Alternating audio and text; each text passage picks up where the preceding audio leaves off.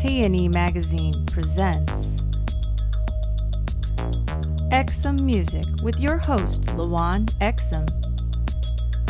Produced by the Music Messenger Productions. Our show features artists, musicians, composers, producers, audio engineers, educators, and everything music. We cover in-depth interviews with a fresh perspective from up-and-coming to established minorities in the industry. Please visit tnemagazine.com to subscribe. Enter promo code EXUMMUSIC to receive 30% off your subscription. Enjoy the show!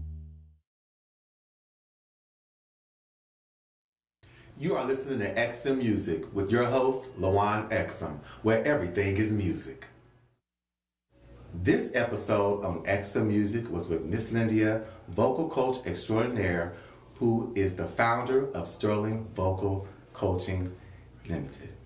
She discussed the health and taking care of our vocal cords and how it is a part of our body.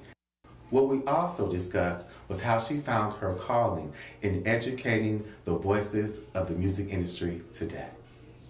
This interview will be in 2 segments that you do not want to miss. Stay tuned to win a free vocal class with Ms. Lyndia. And don't forget to subscribe at T&E Magazine using promo code EXUMMUSIC to get 30% off your subscription. We are here with the lovely Lyndia. Lyndia, please tell my audience about yourself and what you do. Well, I'm a music industry vocal coach. I actually like to call myself a vocalogist more so than vocal coach because that's just the term that kind of I've found over the years is really utilized in an incorrect manner. So I actually call myself a vocalogist instead of just a vocal coach. A vocalogist. I like that. Mm-hmm. What got you into being a vocalogist? What made you and even inspire you to get into that field? Well, I was an opera singer, and I started actually singing very young in the church, in my home church choir back in Harrisburg, Pennsylvania, and I was very young, and out of that came a lot of interest in me studying voice formally. A lot of my church members encouraged my mom. My mom even saw that there was something pretty significant about my singing. So, when I was 12 or 13, she asked me, do you want to, study voice? Well, by that time, I was playing clarinet, I was playing piano, I was doing a lot of things. And it just became this, my life was just consumed with music. So I told her, sure, I would like to study voice. And with that, I got my first vocal coach who was in Camp Hill, Pennsylvania. Her name was Catherine Lorenz, and she really laid the foundation for everything that happened to me over the course of, 25, 30, 40 years almost. She did train me classically, and under her guidance, I learned Italian, I learned French, I learned German. Yes.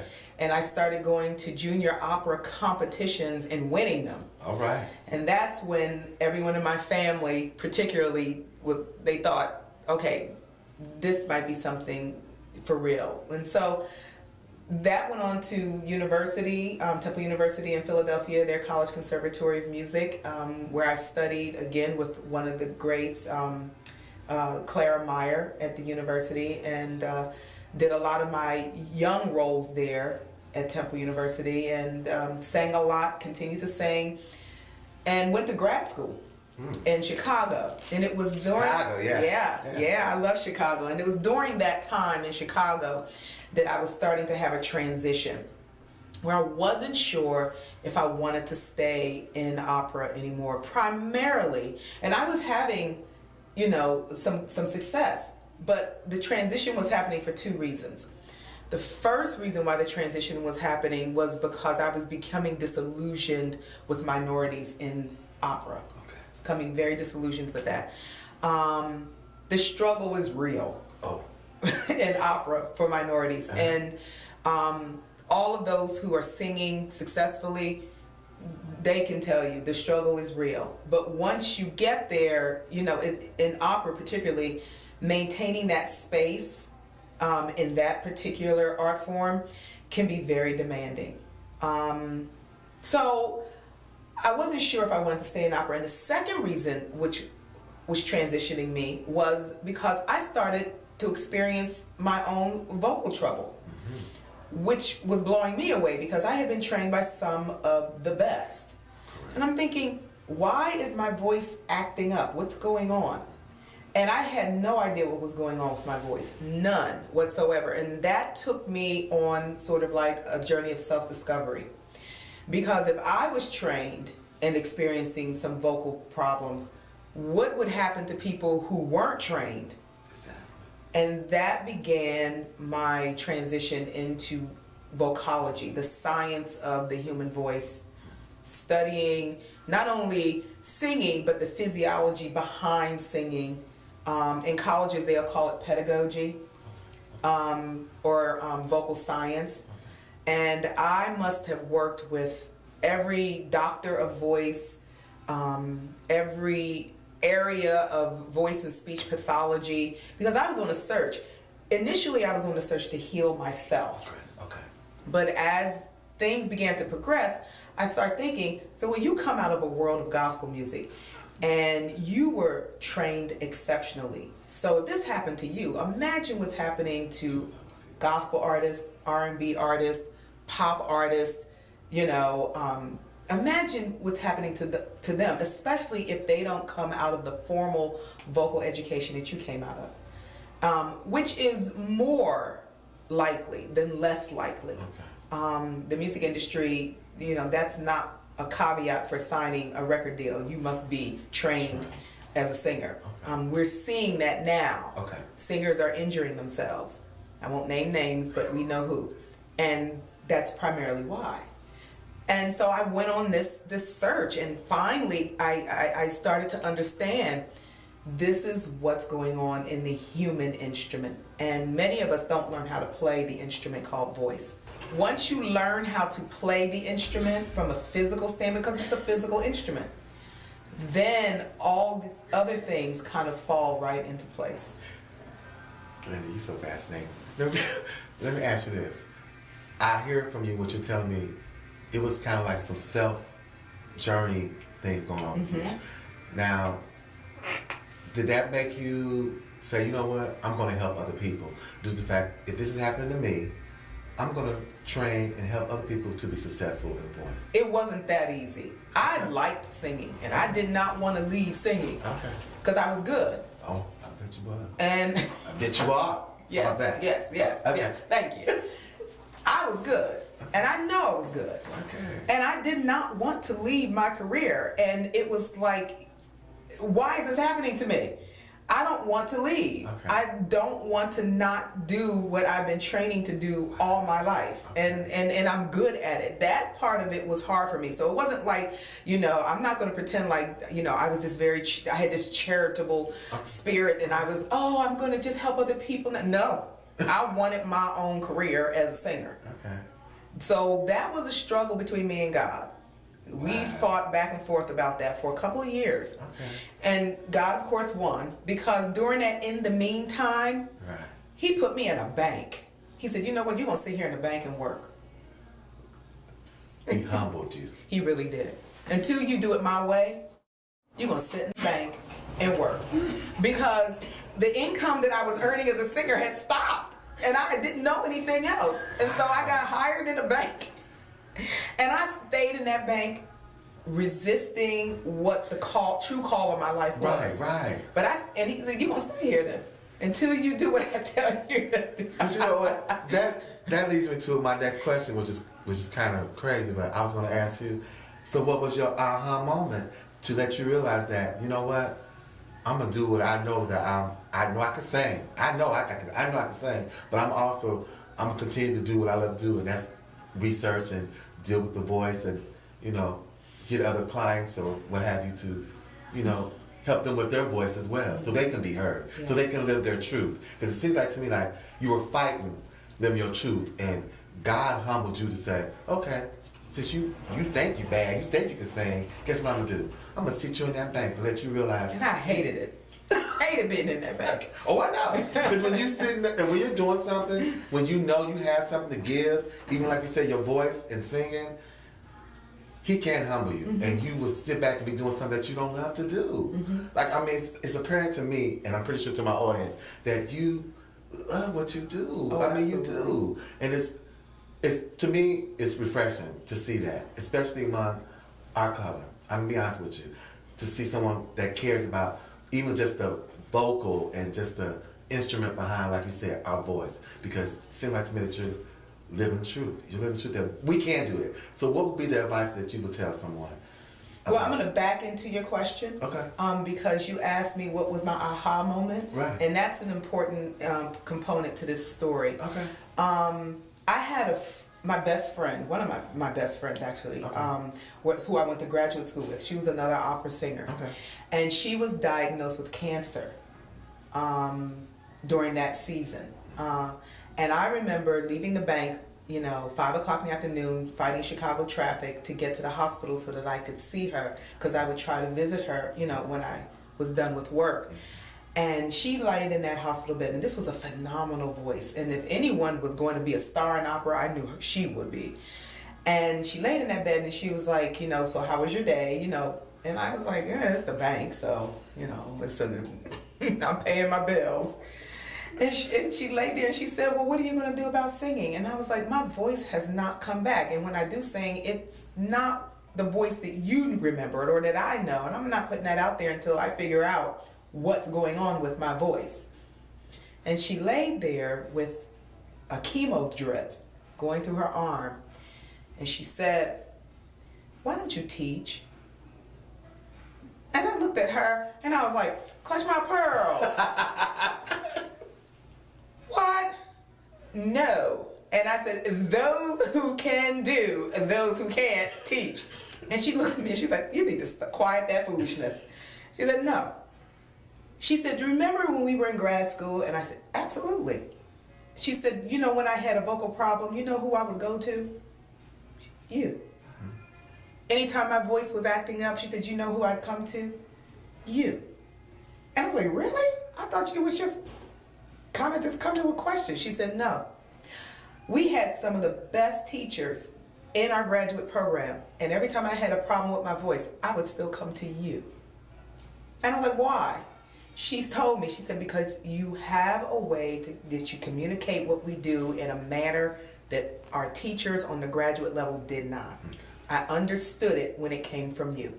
It is a very natural skill you have. You can unpack this thing called voice, this thing called singing in a way that made me understand it, and I wasn't the only one. If you remember, we all came to you and asked you questions. I said, I just thought you all was trying to have a conversation. And about a month later, she died. And when she died, she left me with that. And one day I was at the bank, still feeling miserable. One, because she passed away, and two, because I'm still at that bank. And I just got up and walked out. Are you bold? I just got up and said bye, and I left. I left. Wow. And I went down to the City Hall and registered my company name, Sterling Voice Coaching. Oh, wow. So tell us a little about Sterling Voice Coaching. Well, Sterling was my grandfather. Okay. On my mother's side. Okay. And I named it after him because he was a bad booger bear. I named it after him because he raised 11 kids, but 7 of them were girls in the South during segregation. And he was the kind of man, you're not going to touch my daughters. He had one arm, and he was the kind of man that really protected his family in a very volatile time in American history, particularly in the South, particularly because he had 7 girls, beautiful girls. And he was like, they're going to leave the South intact. So we have a lot of oral history in our family about him. And one of the things that I really enjoy hearing about him is how he defended and protected his family from, and especially his girls, from, possible attack or things of that nature. He fed his family, and the biggest thing that I admire about Sterling is that he owned his own land in a time where African American men were not supposed to own anything. Respect. In the South, he owned his own land. And as I was trying to come up with a company name, I said, this is going to be my business. I want to own it. Sterling. I love that. So it is my way of kind of keeping his legacy alive and honoring that oral tradition in our family about him, about how he defended his girls, how he owned his own land, and all the stories that I grew up with from my aunts who would share with me, he did this and he did that. And one, he also married a woman who was like 20 years his junior. Because my grandmother was like 17 or 18 when she married him, and he was well in his 30s. So I wanted my company to carry that name. So Sterling Voice Coaching was born in like 1995 in Chicago, Cook County registration. Yes, Midwest. And I started in a room. One room, and I would take all comers. One room, just me and a little keyboard by myself. So how many students do you have right now, or do you have any now participating? Oh my goodness, the roster has always been pretty large. Okay. I have a lot of emerging artists, which is probably the biggest bulk of my clientele. The reason why I have a lot of emerging artists is because those are the singers that record companies and producers send me, who they're trying to, get to the next level in singing. So I have a tremendous amount of emerging artists, especially. But over the years, I've been in the studio with groups like Sounds of Blackness.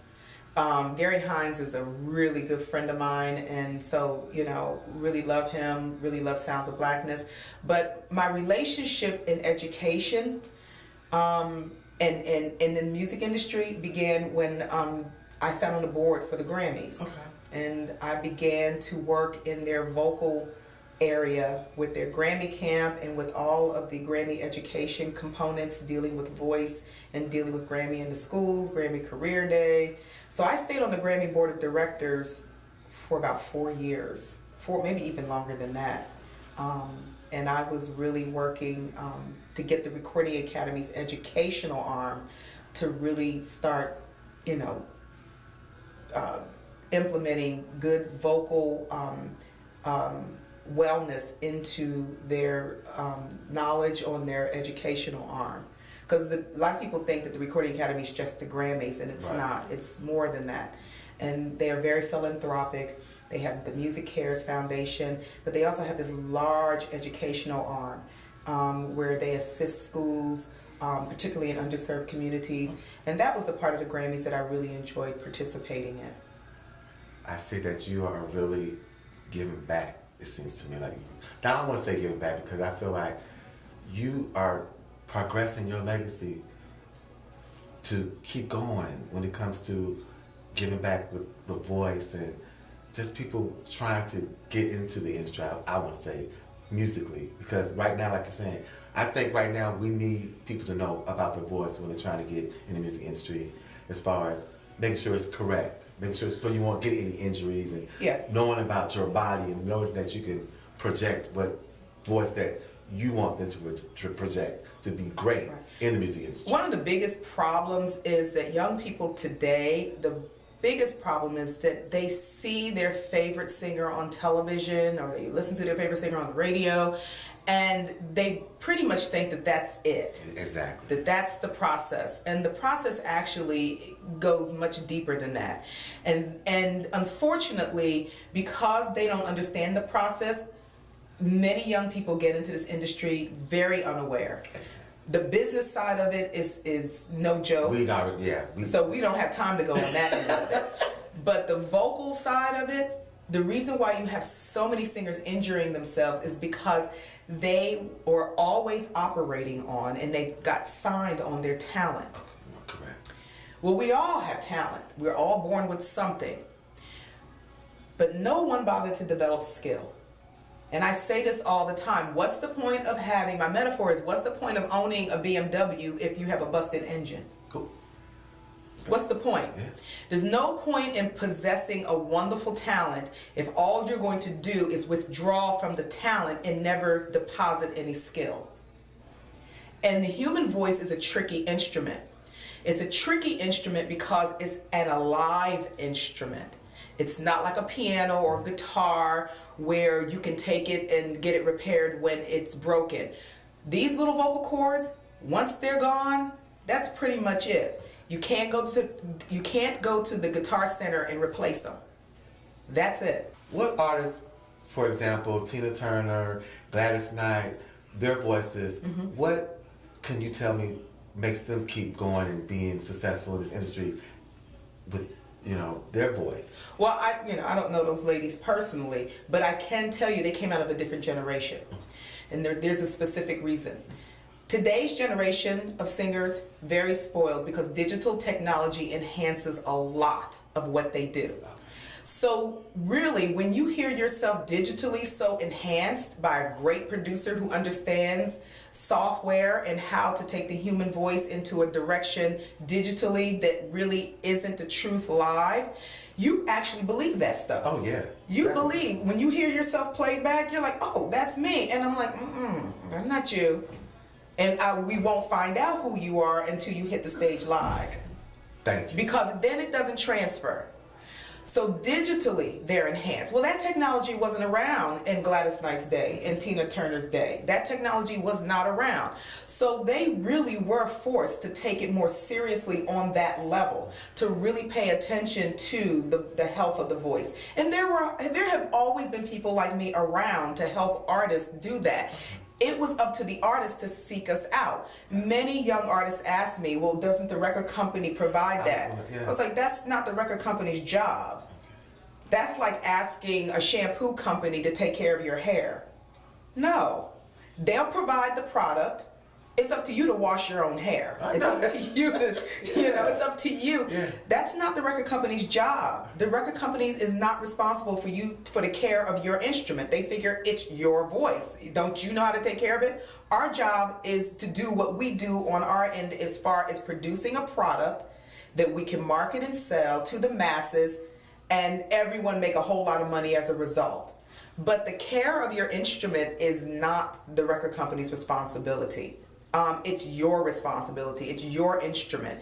And many times you have a lot of great record producers out there who will digitally enhance the voice. Once that happens and you hear the playback, many singers think that legitimately is them. Well, Gladys Knight and Tina Turner didn't have the benefit of that technology back then. So they had to do it. They had to do it, and they had to do it right. And they had to work for longevity because they could not foresee what's happening today. Correct. So they had to work towards longevity. They had to work towards, let me maintain this voice. Let me maintain, the health of the instrument. Let me make sure that I don't do anything wrong to damage this instrument. And there's many things singers do in lifestyle and in behavior to damage the instrument. What are some of those things? First of all, many singers don't understand that the human voice, can I just debunk this myth right now? Tea and honey is a myth. It has been a myth since forever. If you're drinking tea and honey because you think that that's going to help you when you have a sore throat or when you're hoarse, please get out of that headspace and go and study your instrument from a biology or anatomical standpoint. The human voice, the vocal folds, sit on a highway that's connected to your respiratory system, not your digestive system. So anything you eat or drink goes down the digestive highway, not the respiratory highway where your vocal cords live. We've all had that feeling of drinking something and it goes down the wrong way. That feeling is not a pleasant one. Your vocal cords are attached to the larynx. The larynx leads into the bronchial tubes, which leads into your lungs.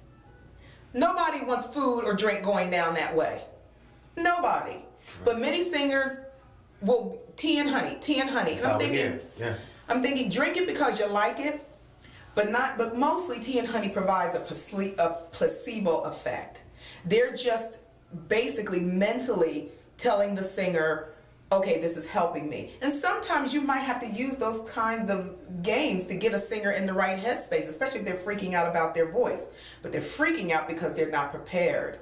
But they're not prepared on a technical level when it comes to the instrument. And a lot of times that's the first myth. The second thing is, if I just said food and water don't affect the voice or the vocal cords, then what does? If they're attached to the respiratory system, anything you inhale. And that's cigarette smoke, that's vaping, allergies, that's anything that you breathe in has a direct impact on those vocal folds. So singers, while they're busy running around reaching for tea and honey, the healthiest thing to do is to steam or humidify your voice, because you can inhale moisture. Instead of drinking a lot of water, which I'm not opposed to, I think singers need to drink water, but don't think again that that's directly going to just douse your vocal folds with water. It's not. The water has to go through your bloodstream. But if you inhale moisture through steaming, that directly gets to your vocal folds because you're inhaling it. So anything you inhale has a negative or positive impact. The other thing is, many singers live poor lifestyles. Speaking wise, talk. Too much talking at the wrong place. And for those of you who know me, know what I mean by place. Many people speak right here. Well, this is grinding right here on top of the larynx. And many singers speak like that. As opposed to speaking above the larynx, in a space that is healthier. So lifestyle, not getting enough rest, eating the wrong foods, just lifestyle changes need to happen. Staying up all night. And alcohol, but not, again, because of what it does to the vocal cords, because it impairs your ability to make wise decisions. It impairs your ability to make wise decisions in the midst of a career where you can't afford to be sloppy. That's right. You can't afford to be sloppy. As I'm sitting here listening to all your food for thought, I'm coming in as someone who wants to sing. I want to be an artist. I'm reaching out to you. What would be some of the things that you would tell me how to begin and to become the best vocalist that I can be? Well, usually when singers come to my studio, they get to me two ways. They usually come to me through other singers, or they come to me through a producer or someone in the business that's trying to enhance what they already know the person can do, but they want to make it better. The first thing that I encounter majority of the time are singers who have no knowledge of the voice. Most of us, including me, the voice is an internal instrument, and so many singers find it through very innocent means, actually. You're just kind of, as a kid, singing nursery rhymes, and the only thing a kid needs is for you to validate that they sound good. And the rest is, oh, I'm a singer because mom said I sound good, or big mama said I sound good. Correct. Right. And then you become a singer. So many times when they come into my studio, they're coming either with a producer or a manager or a parent, which is more difficult when they come with a parent. Because the parent already has dreams of grandeur. Of course. First, I assess the voice. I want to hear what they have been doing just naturally, just organically. I'm not expecting to hear any technique, really. I'm expecting to hear just what they've discovered on their own over the years. And once I hear that the voice is healthy, because one of the things I want to make sure is there hasn't been any damage to the voice, because I can hear that as well. If the vocal cords aren't vibrating properly, or if they're not vibrating at the speed in which they need to make certain pitches happen, and I hear that, I'm not going to touch them. I'm going to send them to a doctor. I'm going to send them directly to a doctor so that I can get a procedure called a vocal strobe or vocal stroboscopy done. And that is just an image of the vocal cords so that I can make sure there's nothing on the cords like a nodule or a polyp or a hemorrhage. If I don't hear any vocal damage, then I'll begin an assessment. The assessment that I do varies depending on the singer, and that will depend on the age of the singer. That will also depend on what genre of music has this singer been singing. Are they a country artist? Are they a rock artist? Are they musical theater, gospel? Because that'll tell me how to begin assessing. And once I begin the assessment, that tells me where I need to begin working and what they have kind of already done organically on their own. Most people who have never trained before have problems in two major areas. Straining, which is laryngeal tension. They strain, they push on the voice. And they're doing that, young people, primarily because they want to gain volume. They want to be loud. Not understanding that the human voice doesn't get volume through pushing or straining on it. That's not how you increase volume in this instrument. The other thing I find is many of them are not musicians. They don't have a concept of a B flat or a C sharp or tempo markings or timing or anything. And so those two things combined is the biggest challenge that I encounter with brand new singers coming in. And I don't tell them you have to know how to read music, but you do need to hear the difference between majors and minors. And if your ear can hear sharps and flats, that would be helpful as well. Whether you can visually identify it on the page with those little black dots and everything, I'm not as concerned about that, but I do need your ear to be able to hear very well, because if you can't hear well, that's not going to serve you in this industry. You do need to be able to hear on some level as a singer. And it also limits how producers will produce you, because, you know, producers will just push the auto-tune button and let that roll. And you're in the booth singing away, thinking, oh, I got all of these notes. It's like, no, you're flat or sharp on most all of them. So I take it like really the test for an individual that wants to have a great voice, it's when they do it live. Like, it is. Like you said, it's a lot of digitalization now. So if you can sing live and sing good, then I feel like that's when you can say, okay, that voice is, you know, I can work with this type of voice, or I'm working this voice to get to this level. But it is a lot of... Everyone knows Miss Lyndia is not impressed by pretty voices. I'm not impressed by pretty voices, because you didn't give that voice to yourself. We are all born with a gift.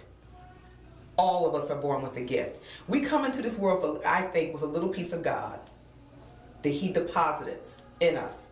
Some of us come with this gift of communication and we become Oprah. Some of us can jump a little higher, so we become Michael Jordan. Some of us can hit a little harder, so we become Venus or Serena Williams. But athletes know this. Just because I can jump a little higher and hit a little harder doesn't mean that I ignore my coach. And we accept this with singers, but we won't accept it with an athlete. If someone told you LeBron James said, I'm no longer training, I'm no longer coaching, I'm no longer doing this, I'm just going to go and play basketball, but I'm never training again, we would be horrified. But if a singer tells you that, oh girl, you sound good, you don't have to worry about it, go ahead. We don't hold singers to that same standard. And it's a physical instrument, so there is a level of athleticism that's involved. Michael Jackson is the perfect vocal athlete. The man sang and danced for hours. That's athleticism. But yet, we don't hold singers to those same standards. We assume the voice is pretty, they can get a career. Correct.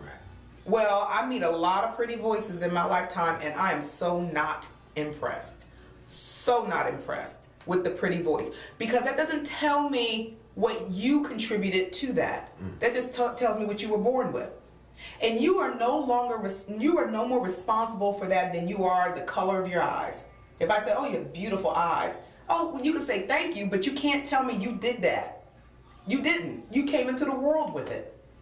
So when singers have beautiful voices, you know, I acknowledge the fact that they have the talent, but I don't applaud or congratulate them until I see some skill. If you have no breathing, If your intonation is off, you all call it pitchy. The correct term is intonation, not pitchiness. I hate that term. And I know it's popularized on television. Intonation singers, that's the term. And now a word from Ms. Lyndia about Sterling Voice Coaching. Hi, this is Ms. Lyndia of Sterling Voice Coaching. You know, I've been a vocal coach for 25 years, and during that 25 years, I've trained a lot of singers. One of the most important things that I've discovered about being a vocalogist and a vocal coach is that the human voice definitely needs support. It has been my journey in life to support singers, whether it's through vocal illness, whether it's through vocal development, whether it's through anything that causes you to have stress in your career as a singer. So my company, Sterling Voice Coaching, will be here to support you. We are located in Los Angeles, California on Cahuenga Boulevard West. Please come and visit me. If you want information about your voice, if you want someone who's going to walk this journey with you at concerts, in the recording studio, wherever your need is, I'm that person. This is what I do, and I want to do it for you. Thank you. For more information, please visit sterlingvoicecoaching.com. You can contact Ms. Lyndia at sterlingvoice@sbcglobal.net and find her on Facebook under Sterling Voice Coaching. The studio is located at 3575 Cahuenga Boulevard West, Suite 522, Los Angeles, California. Thank you for listening to Exum Music with your host, Lawon Exum. Please remember to enter my promo code EXUMMUSIC for a 30% off your subscription and also a chance to win a free vocal assessment with Miss Lyndia at Sterling Vocal Coaching Limited. Exum